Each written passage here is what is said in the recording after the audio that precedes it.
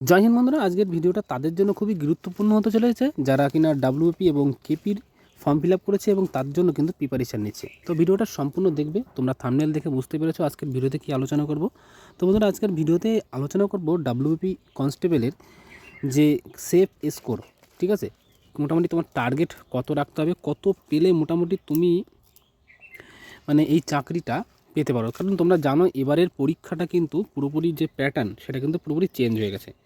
যেখানে আগে তোমাদের দুটো পরীক্ষা হতো, প্রিলিমারি এবং মেন্স পরীক্ষা, এবার কিন্তু তা হবে না, এবার কিন্তু মাত্র একটা পরীক্ষা হবে। তো সেই কারণে তোমাদের সিলেবাসটাও তোমরা জানো যে ইংলিশে 10, ম্যাথে 25, জিআইএ 25, ম্যাথ এবং জিকেতে কিন্তু 25, টোটাল কিন্তু তোমাদের 85 নাম্বারে কিন্তু পরীক্ষা হবে। আর 15 নাম্বারে কিন্তু তোমাদের মাঠ হওয়ার পরে তোমাদের কিন্তু ইন্টারভিউ হবে। তো যাই হোক, আজকে তোমাদের একটা সেফ স্কোর তোমাদের কাছে বলতে এসেছি, বা যেটা কিনা তোমাদের এই টার্গেট বলতে পারো, সেফ স্কোর অথবা টার্গেট স্কোর বলতে পারো, যে টার্গেটটা নিলে পরে তোমাদের কোনো কিন্তু সমস্যা হবে না, ঠিক আছে। তো যাই হোক, ভিডিওটা সম্পূর্ণ দেখবে এবং চ্যানেলে নতুন হলে চ্যানেলটা সাবস্ক্রাইব করবে।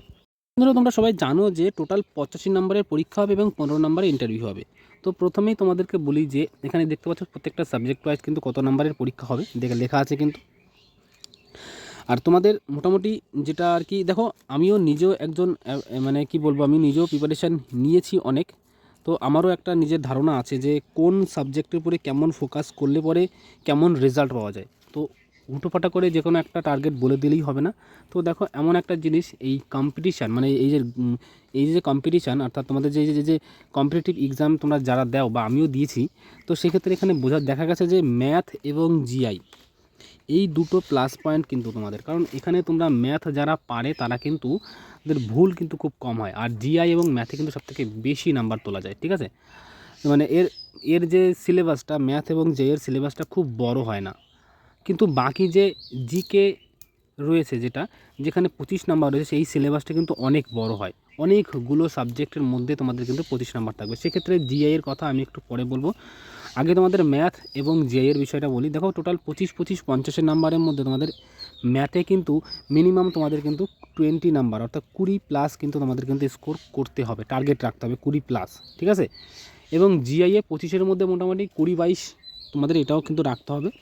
এবং বাকি রইল তোমাদের যে জিকে, ঠিক আছে, জিকেটা তোমাদের একটু বেশি মানে সময় দিতে হবে, কারণ জিকেটা কিন্তু অনেকগুলো সাবজেক্ট, পুরো সিলেবাস কমপ্লিট করতে কিন্তু অনেক সময় লেগে যায়, এবং আমি নিজেও সেটা দেখেছি। এটা সবার ক্ষেত্রে কতটা, কারণ অনেকেই আছে যারা মুখস্থ করতে ভালো পারে, যাদের জিকেটা তুলতে সুবিধা হয়, অনেকে আছে মুখস্থ করতে পারে না, যাদের জিকেটা তুলতে খুব সমস্যা হয়।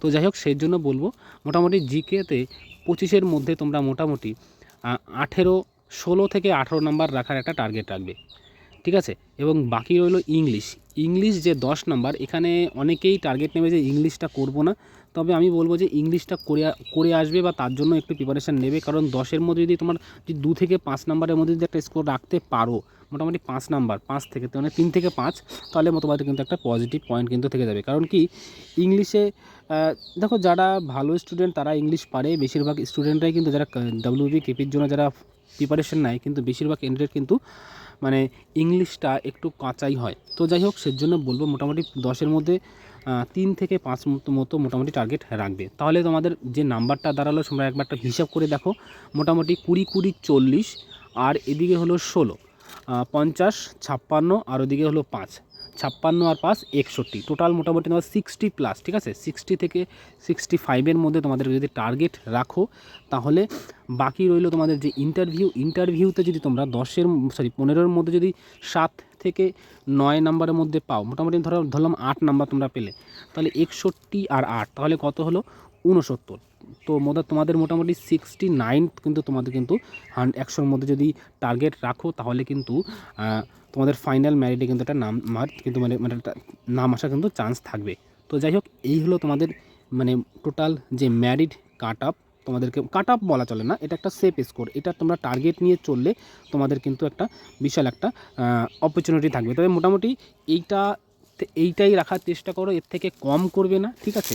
তাহলে মোটামুটি, কারণ কি সবসময় জন্য টার্গেটটা বড় রাখতে হয়, বুঝতে পারলে। বন্ধুরা তোমরা এরকম একটা টার্গেট নিয়ে চলো, তাহলে আশা করব তোমাদের ভালো একটা ফল পাবে। একটা এই তাহলে মোটামুটি তোমরা এই চাকরিটা পেয়ে যাওয়ার একটা সম্ভাবনা থাকবে তাহলে তোমাদের।